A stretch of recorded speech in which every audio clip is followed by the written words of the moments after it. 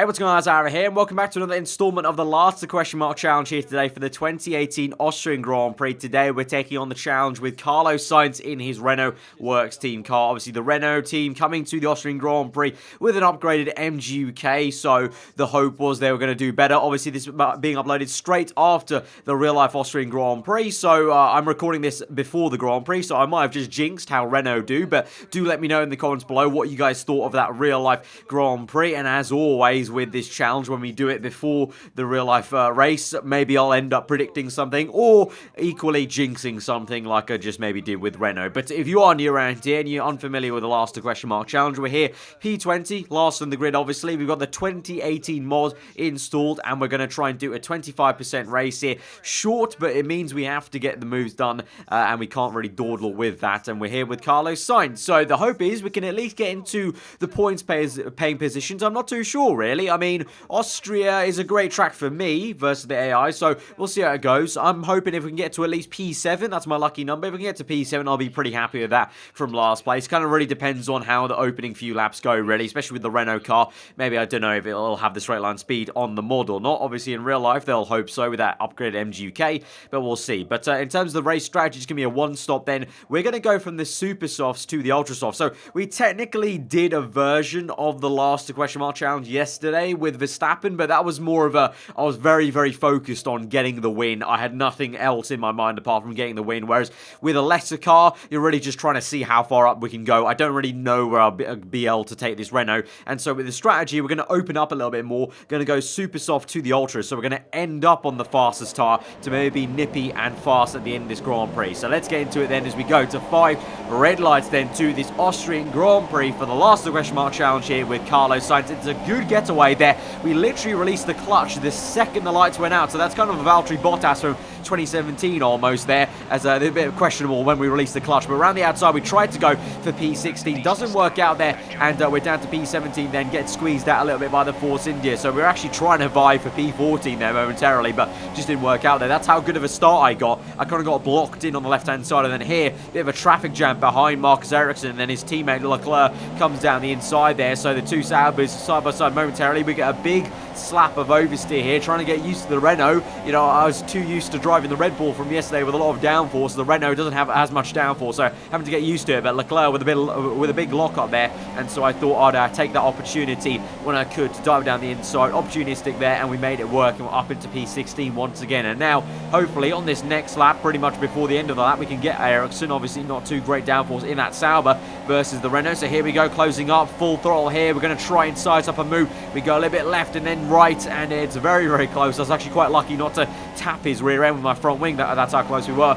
We make the move before the last corner, and we're up the order into P15 now, and we can get on the back of the Force India that we tried to overtake into turn 1 previously in lap 1. Can we get it done on lap 2? Let's see. It's going to be a bit of a dive bomb here, but we're going to go for it. Late on the brakes into turn 1, hit the apex. Ocon goes off a little bit wide and uses the curbing there and the sausage curb to try and keep it on the track, and he squeezes us towards the grass. So it's getting very, very frosty between me and the Frenchman here, but can we go now on the inside once more for the hairpin, and this time maybe squeeze him out, open up the steering wheel, go wide on purpose and try and just get the car ahead of him, and we do so. Meanwhile, up ahead side by side with the McLaren and the Haas, and then the other Force India and the other Haas, and then we've got the Toro Rosso of Hartley down the inside. We'll go with him, and it's big lock up there for, I think that's Romain Grosjean with brake issues.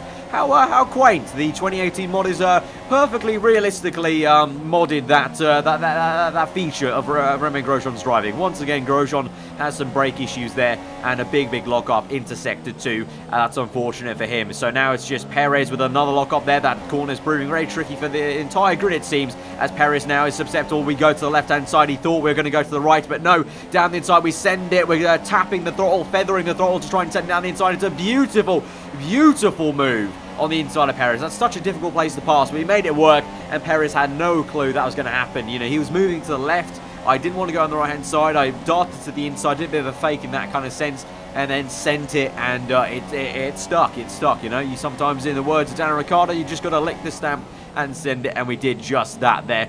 Really nice move. And now up ahead is Van Dorn, who's just been overtaken by Kevin Magnussen there, so he might be a little bit susceptible. Let's see, McLaren v Renault power. Obviously, in real life, Van Dorn is the only other driver with the updated Renault MGUK. Alonso and both Red Bull cars did not opt to take it due to the engine penalty they would have received. So the two Renaults and Van Dorn, the only guys with the MGUK in real life. So obviously I have no idea how they did because I'm recording this before the Grand Prix, but I'll be quite curious to see how they did, and I might have just jinxed it, and now both Renaults and Van Dorn are probably going to retire. I don't know. Let's see. You guys can let me know in the comments below. But now we're into turn 1. We've overtaken Van Dorn, and now we're chasing after Kevin Magnussen here. Obviously no DRS right now on the circuit with his mod, but in real life there will be DRS down this straight. So you can imagine we would have been closing up even more rapidly if we did have DRS up this hill. Because in my opinion, I don't think you really need a DRS up this hill. In my opinion, I think there's a great enough slipstream that does get taken up that hill, but I guess Liberty Media were a little bit worried after the Canadian Grand Prix. So closing up then to Kevin Magnussen with the DRS we do have into the heart of Sector 2. So lap 5 and we're in P10, so we're in the points paying positions. A big gap after Magnussen, you can see there, and then we've got a whole gaggle of cars. So I'm kind of maybe crossing fingers that once we get past Magnussen, hopefully in the next 2-3 corners, that we can use the clean air to good advantage, try and close up to that train there.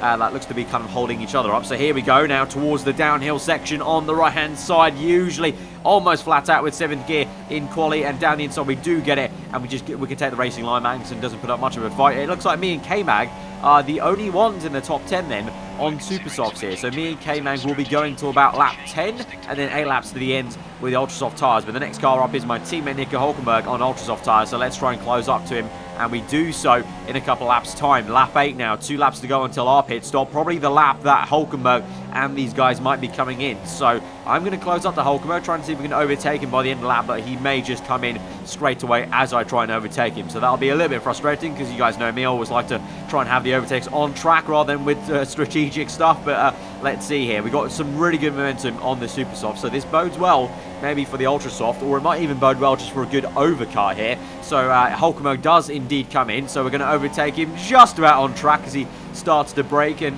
for the pit entry. So he's in, and we got a few more cars in, so we are going to be up into, I think this will be, P1.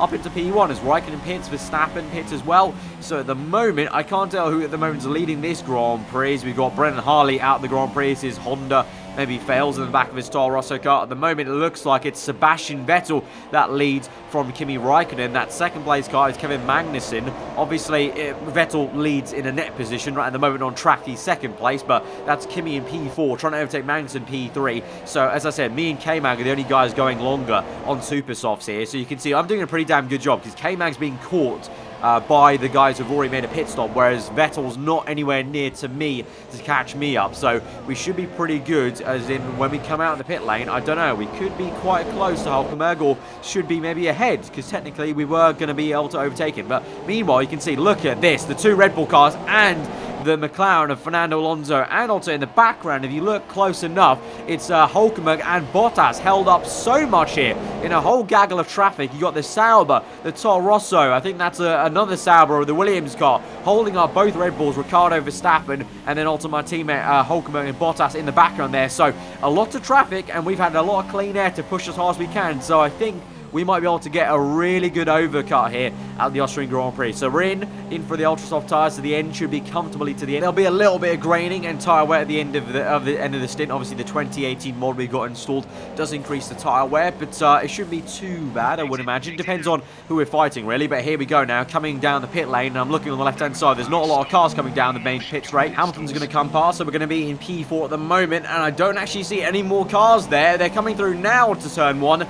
And we're up into P4. So that is literally the godliest overcut I've ever witnessed on the F1 game. Ricciardo, Verstappen, Bottas, Hulkenberg, and Alonso all got with the overcut there. They got so much bad traffic. Now we've got a virtual safety car to neutralise everything. And there's been a crash, yellow flags I think that was, into turn 1. So there's been some sort of kerfuffle behind us. But what an overcut. That's crazy. The pace we had, and then also just the amount they got held up there must have been so great that, oh my god, and this is why there was yellow flags. Alonso and Hulkenberg, my teammate, gets tangled with Alonso, and I guess maybe that adds to the misery of already being overtaken so much by me in terms of me v Hulkenberg in the same team there, but this is why. So it's Verstappen going down the inside of the Sauber, who's being technically lapped, or kind of, he's not in the Grand Prix, he's not in the same fight, but he gets pushed wide, and that pushes Alonso wide, and Alonso touches the grass and spins around. So you can see here, they get taken wide, Alonso hits the side of Verstappen's car, then hits the grass, gets spun back into the circuit on the left, and then Hulkenberg comes through and taps Alonso back around. They have a really big crash and a spin once they make contact there. So really unfortunate for Fernando Alonso there. A bit of ping pong really with Verstappen and then the grass, and then finally with Hulkenberg. But we're up into P4. So crazy, crazy stuff. The virtual safety car goes back out.